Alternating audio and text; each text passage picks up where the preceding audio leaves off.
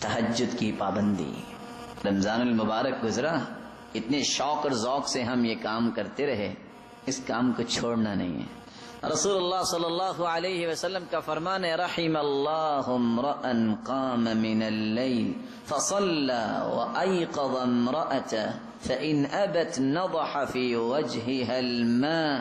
اللہ اس پہ رحمت فرمائے جو رات کی تاریکی کو اٹھتا ہے اور اٹھ کر تہجد پڑھتا ہے، پھر اپنی گھر والی کو بھی اٹھاتا ہے، اور اگر وہ لیت و لال کرتی ہے تو اس پہ پانی کا چھڑکاؤ کرتا ہے. یہ ایسا انسان ہے جو اللہ کا پسندیدہ ہے اور چنیدہ شخص ہے، اس پہ اللہ کی رحمت کا نزول ہو جاتا ہے.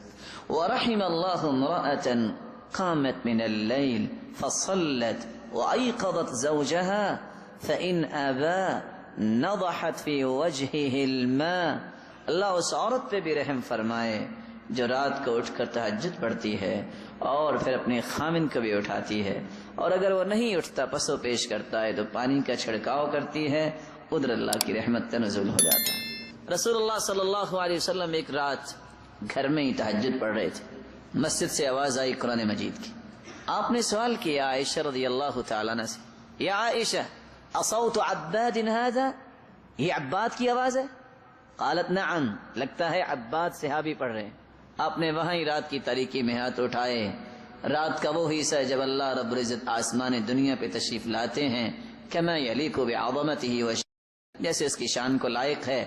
دعا کیا کہ اللہم ارحم عبادا، اے اللہ اپنے اس بندے عباد پہ رحمت کی برکھا برسا دے.